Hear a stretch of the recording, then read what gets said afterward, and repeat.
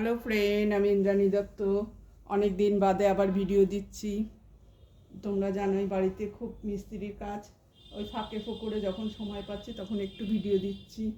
আজকে আমি দেখাচ্ছি, এই দেখো একটা টাটকা ছোট রুই মাছ নিয়ে এসছে। এই রুই মাছটা আমি একটু গা মাখা করে ঝাল রাঁধবো। এটা আমি কী দিয়ে রাঁধবো, এই দেখো পটল আর আলু আমি কেটে রেখেছি। এই পটল আলু দিয়ে রুই মাছের ঝাল রাঁধবো। খুব বেশি গামাখাও করবো না, অল্প গামাখা করে করব। প্রথমে দেখো কড়াইতে আমি সর্ষের তেল বসিয়ে দিয়েছি গরম হতে। এর মধ্যে দিয়ে দেব এই পটল আলুগুলোর মধ্যে আমি নুন আর হলুদ দিয়ে মাখিয়ে রেখেছি। এবার আমি এগুলো ভালো করে ভেজে নেব। কড়াইতে দেখুন তেল দিয়ে দিয়েছি, তেলটা খুব ভালো গরম হয়ে গিয়েছে। আর পটল আর আলুগুলোর মধ্যে আমি নুন আর একটু হলুদ মাখিয়ে রেখেছি। এবার প্রথমে আমি আলুগুলোকে ভেজে নেব।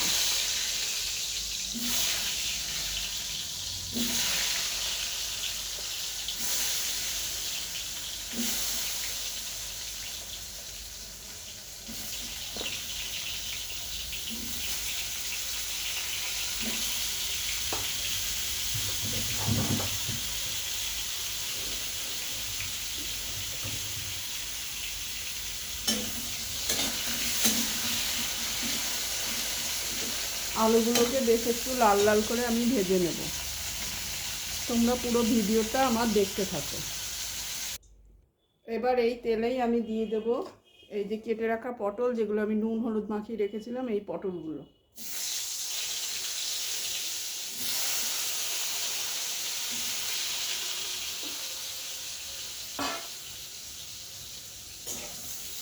এবার পটলগুলোকে বেশ ভালো করে আমি ভেজে নেব।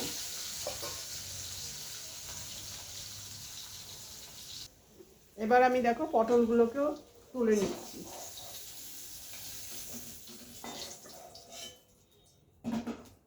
এবার আমি ওর মধ্যে আবার তেল দেব। এবার দিয়ে দিচ্ছি বেশ খানিকটা তেল। যেহেতু আমি মাছগুলো ভাজবো, তোমরা ভিডিওটা পুরো দেখতে থাকো। মাছ ভাজার একটা টেকনিক বলি।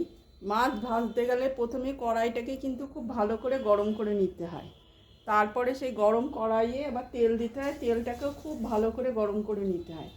যেহেতু আমি আলু পটল এখানে ভাজলাম, সেজন্য কড়াইটা গরমই ছিল। আর মাছ কখনো একবারে অনেক মাছ দিতে নেই, দুটো চারটে করে মাছ দিয়ে ভাজতে হয়। এ দেখো আমার কড়াইয়ে একদম ধোঁয়া উঠে যাচ্ছে। এবার আমি মাছগুলোকে ছেড়ে দেবো। দেখেছো কীরকম? কিন্তু আমি যদি কাঁচা তেলে দিতাম সঙ্গে সঙ্গে কিন্তু মাছ একদম ভেঙে যেত। দেখো আমি 3 টুকরো মাছ দিলাম, বেশি মাছ কিন্তু আমি দিলাম না। যদি এক গাদা মাছ দিয়ে দিতাম তাহলেও কিন্তু ছেড়ে যেত।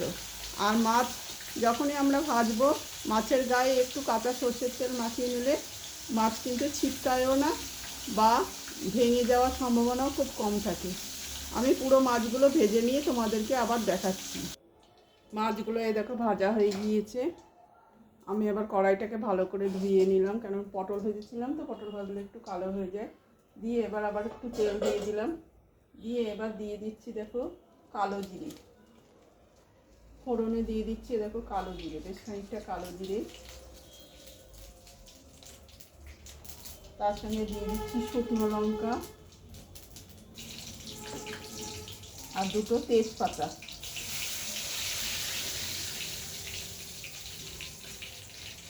এবার দেখো আমি পেঁয়াজ কুচিয়ে রেখেছিলাম, এই দেখো পেঁয়াজ কুচিয়ে রেখেছি। এর মধ্যে আদা রেখেছি, আদাটা এখন লাগবে না। আমি দিয়ে দিচ্ছি একটুখানি পেঁয়াজ।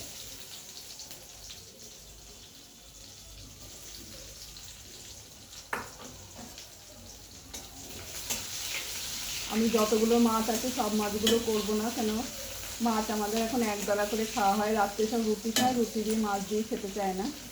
তাই আমার যে কটা লাগবে আমি সে কটাই করবো।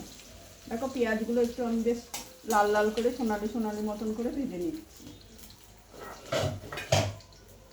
এবার আমি দেখো কিছুটা টমেটো আর কটা লাল আর সবুজ লঙ্কা, দু রকমের লঙ্কা দিলে বেশ দেখতে ভালো লাগে, এইটা আমি দিয়ে দিচ্ছি।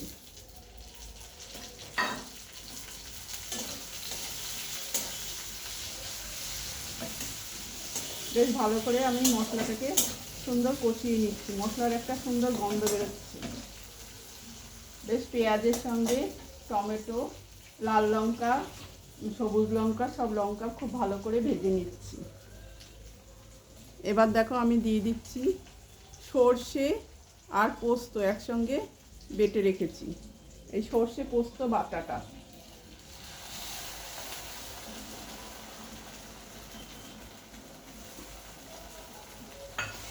এটা আমি তেলে দিয়ে ভালো করে কষিয়ে নিচ্ছি।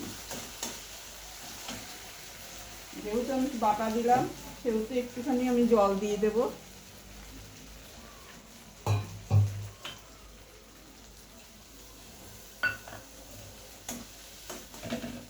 দিয়ে এবার পেঁয়াজ, সর্ষে, পোস্ত, লঙ্কা, টমেটো খুব ভালো করে কিন্তু আমি কষিয়ে নিচ্ছি।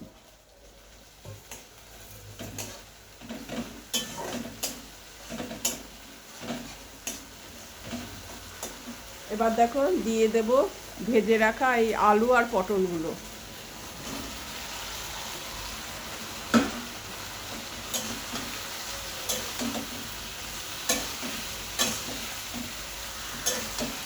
এবার আলু পটল দিয়ে একটু ভালো করে আমি ভেজে নিচ্ছি। ভাজাই আছে তাও একটু কষিয়ে নিচ্ছি। তোমরা পুরো ভিডিওটা আমার দেখতে থাকো।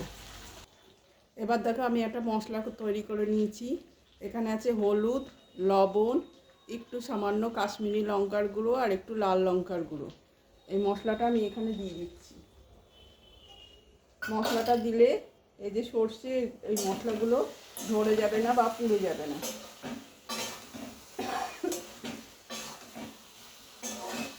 খুব ভালো করে আবার কষিয়ে নিচ্ছি।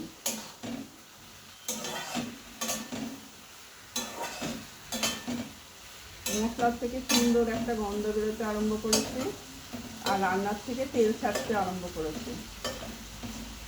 একটু তেল আর একটু ছাড়লে পরে আমি দিয়ে দেব উষ্ণ গরম জল। আমি উষ্ণ গরম জল এই যে করে রেখেছি, এই উষ্ণ গরম জলটা আমি দিয়ে দিচ্ছি।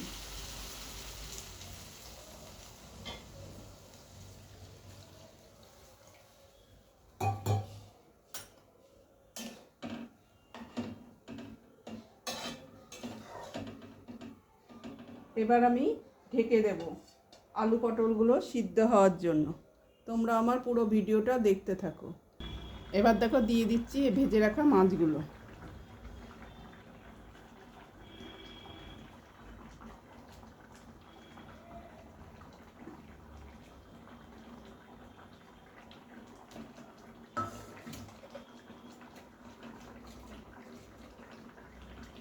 একটু ঝোলের মধ্যে ডুবিয়ে দিচ্ছি, বেশি ঘাটাঘাটি করবো না, তাহলে কিন্তু মাছ ভেঙে যাবে। যেহেতু মাছগুলো একটু ছোটো তো সেজন্য বেশি ঘাটাঘাটি করবো না।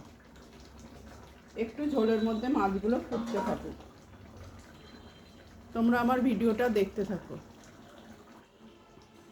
এবার দেখো দিয়ে দিচ্ছি কুচনো ধনে পাতায়, দেখো এই যে ধনে পাতাগুলো আমি ওপর দিয়ে দিচ্ছি ছড়িয়ে। এতে বেশ ফ্লেভারটা খুব ভালো আসে। আমি ধনে পাতার গন্ধটা খুব পছন্দ করি। আর ওপর থেকে ছড়িয়ে দেব একটু কাঁচা তেল।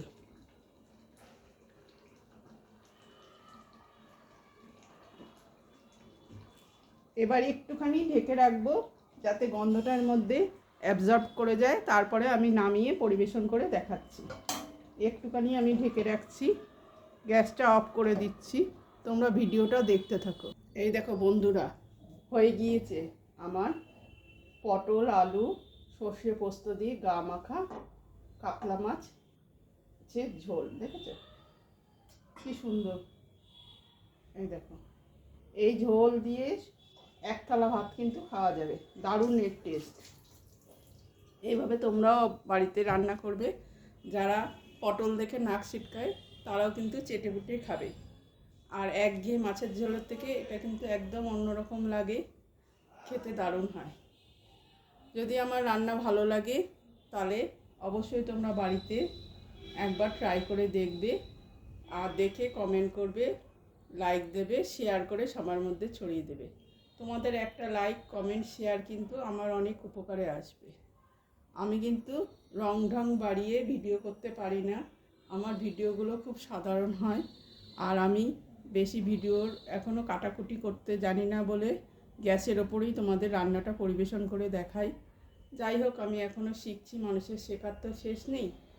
আমি এখনও শিখছি, আরও ভালো করে ভিডিও করার চেষ্টা করছি। যদি আমার ভিডিওগুলো ভালো লাগে তাহলে অবশ্য করেই লাইক করবে।